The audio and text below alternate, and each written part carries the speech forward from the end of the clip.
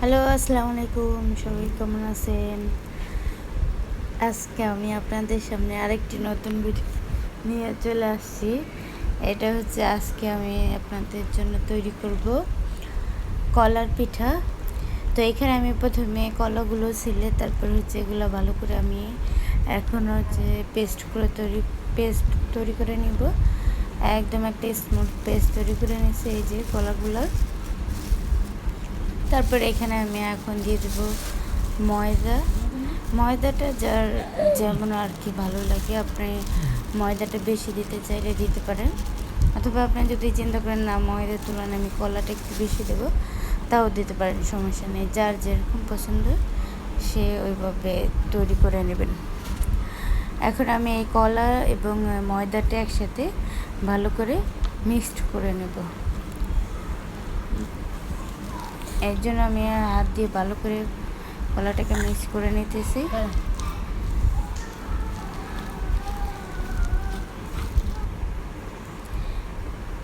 এখন এই যে কলাটা আমার মিক্সড মোটামুটি হয়েছে, তারপরে এখন আমি হচ্ছে এখানে দিয়ে দিলাম গুঁড়া দুধটা দিয়ে দিলাম। আপনারা চাইলে দুধ এখানে ইউজ করতে পারেন, অথবা লিকুইড দুধও ইউজ করতে পারেন, সমস্যা নেই। অথবা আপনারা যদি চান যে না আমরা ইউজ করব না, সেটাও পারবেন। এখন আমরা এখানে হচ্ছে যে এটাকে ভালো করে ম্যারিনেট করে নেব, মানে মিক্সড করে নেব। এখন আমি একটু পানি দিয়ে দিলাম যাতে একদমই একটা স্মুথ বাটার তৈরি হয়, এই কারণে একটু পানি দিয়ে তারপরে আমি আবারও ভালো করে মিক্স করে নিতেছি।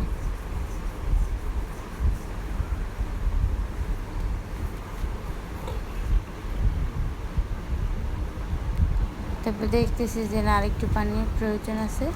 এরপর আমি এখানে একটু সামান্য চিনি দিয়ে দিলাম, যেহেতু হচ্ছে যে কলা দিছে, কিন্তু আমার কাছে মনে হয়েছিল যে কলাটা একটু মিষ্টি কম হবে, এই কারণে একটু চিনি দিয়ে দিলাম।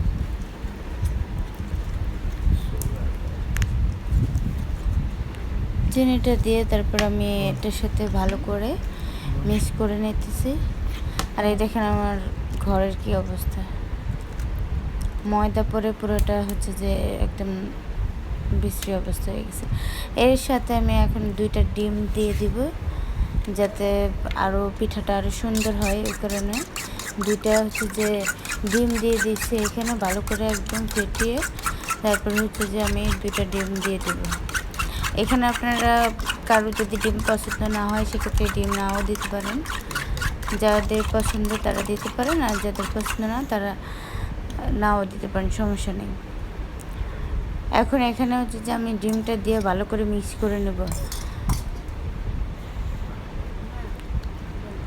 এখন এই যে ডিমটা দিলাম, দিয়ে তারপরে হচ্ছে যে এটা ভালো করে মিক্স করে নিতেছি ডিমের সাথে।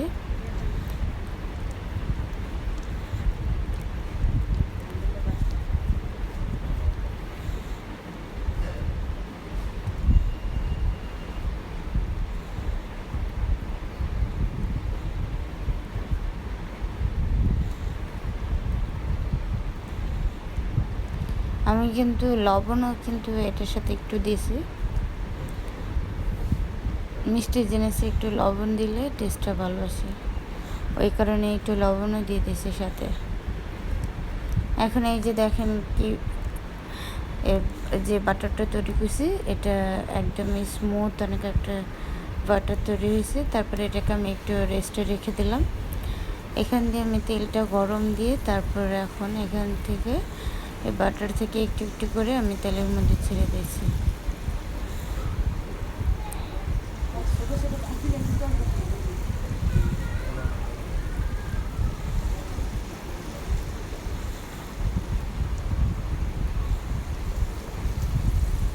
এখানে আপনার যে কোনো সাইজের যে যেভাবে ইচ্ছে ওইভাবে শেপ দিয়ে তারপর হচ্ছে যে পিঠাগুলো তৈরি করতে পারেন।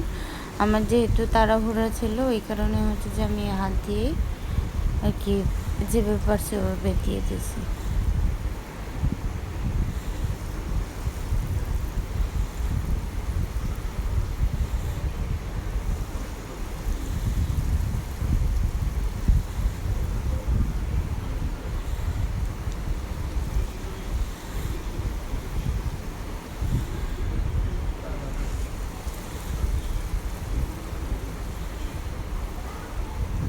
এখন আমি অনেকগুলো পিঠা একসাথে দিয়ে দিয়েছি, কিন্তু অনেকগুলো পিঠা একসাথে দেওয়া আমার মনে হয় যে ঠিক হয়নি।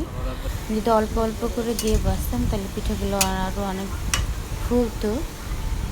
এই কারণে আপনারা যদি তৈরি করেন তাহলে অল্প অল্প অল্প কয়েকটা দিয়ে তারপর হচ্ছে তৈরি করবেন, তাহলে দেখবেন যে পিঠাগুলো অনেক সুন্দরভাবে ফুলেছে। ডিম দেওয়ার কারণে পিঠাগুলো অনেক সুন্দরভাবে ফুলতেছিল, কিন্তু যেহেতু আমার জায়গার কড়াইটাতে বেশি দিয়ে ফেলছি ওই কারণে তেমন একটা ফুলে নেই। এখানে একটু আমি একদম ভালো করে ব্রাউন কালার করে ভেজে নিচ্ছি, তারপরে যে এখন উঠে নিচ্ছি।